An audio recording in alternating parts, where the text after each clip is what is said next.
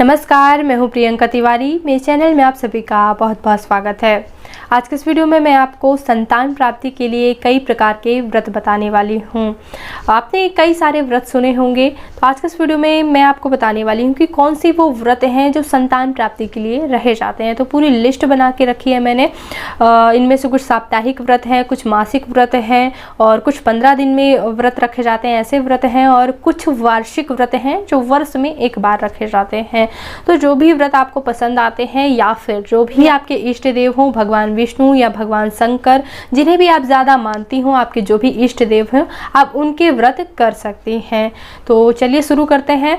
तो सबसे पहला व्रत जो है मैं जानकारी देने वाली हूँ वो है गुरुवार व्रत की, बृहस्पतिवार व्रत की। बृहस्पतिवार व्रत संतान प्राप्ति के लिए रहने के लिए क्यों बोला जाता है?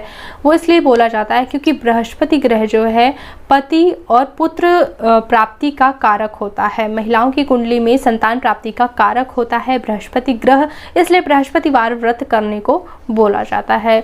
तो अगर आप के इष्ट देव भगवान विष्णु हैं या फिर आप बृहस्पति ग्रह को मजबूत करना चाहती हैं तो आप गुरुवार का व्रत भी कर सकती हैं। संतान प्राप्ति के लिए आप संकल्प लेके और कर सकती हैं। इसमें सबसे ज़्यादा प्रभावी होगा, अगर आप व्रत भी नहीं कर रही हैं तो फिर भी आप हल्दी की माला लेके और हल्दी की माला से जाप भी कर सकते हैं। यह भी पूरे व्रत की तरह ही शक्तिशाली होगा, बृहस्पति ग्रह को मजबूत बनाएगा। अगर आप कोई अन्य व्रत का चुनाव करती हैं तो आप जाप केवल कर सकती हैं बृहस्पति के दिन। ठीक है, अगला व्रत है हमारा प्रदोष व्रत। प्रदोष व्रत जो है वो 15 दिन में एक बार आता है, आप सभी जानते हैं। तो प्रदोष व्रत भी जो है संतान प्राप्ति के लिए रहा जाता है। जैसा कि अगर आप शिव चालीसा भी पढ़ेंगे तो उसमें भी जो है ये वर्णन आता है शिव चालीसा में। तो आप प्रदोष का व्रत कर सकती हैं। पुत्रहीन का इच्छा कोई, निश्चय शिव प्रसाद तेई होई, पंडित त्रयोदशी को लावे, ध्यान पूर्वक होम करावे। आपने सुना होगा शिव चालीसा में। तो प्रदोष का व्रत भी आप संकल्प लेके भगवान शिव शंकर की प्रसन्नता के लिए कर सकती हैं। संकल्प में ये लेना होता है कि मैं पुत्र प्राप्ति की कामना से जो है ये व्रत कर रही हूँ।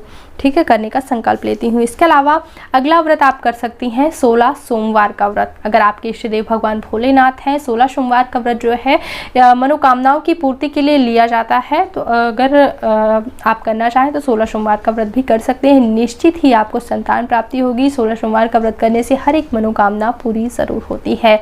अगला व्रत है जो वर्ष में एक बार जो व्रत आते हैं उनके बारे में बताती हूँ। तो वर्ष में एक बार आता है संतान सातें का व्रत। जी हाँ भाई और बहनों, संतान सातें का व्रत आता है। ये आता है हरताल का तीज जब आती है, यानी भाद्रपद महीने में। तो जैसे कि तीज आती है, फिर चौथ, पाँचें, छठें और सातें। तो ये जो है व्रत आता है भाद्रपद महीने में, संतान सप्तमी का व्रत।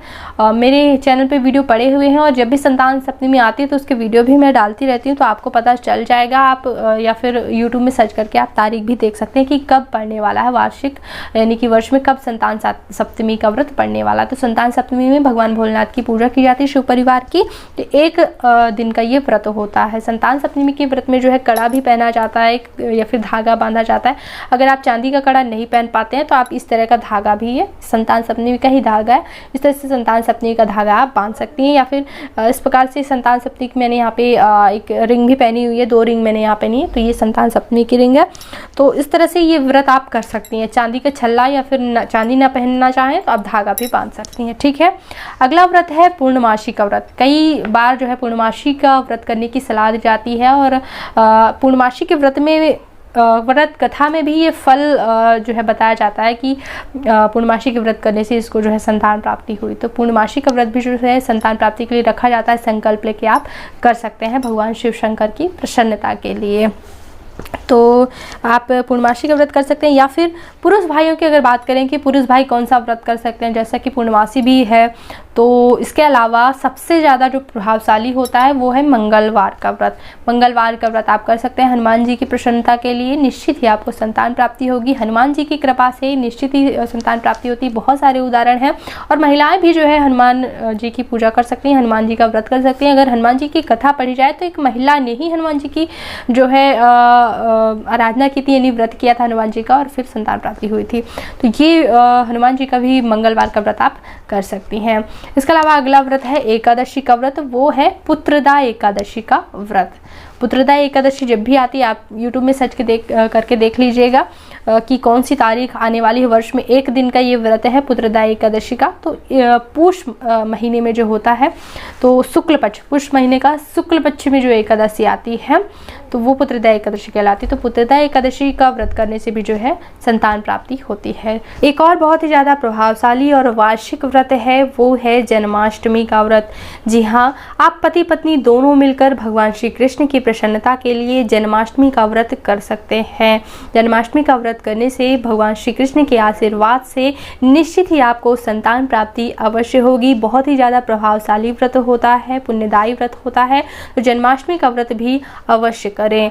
तो उम्मीद करती हूँ कि ये छोटा सा वीडियो आपके लिए उपयोगी रहा होगा। अगर आप व्रत भी नहीं करना चाहते हैं इनमें से, तो काफ़ी सारे और भी वीडियो मैं ज़रूर लाऊंगी। जैसे कि मंत्र जाप आप कर सकते हैं, केवल मंत्र अनुष्ठान कर सकते हैं, जैसे कि संतान गोपाल मंत्र या फिर रामचरितमानस से संबंधित कुछ चौपाइयाँ हैं, उन चौपाइयों का जाप कर सकते हैं आप। तो मंत्र जाप भी बहुत ही ज़्यादा शक्तिशाली होता है।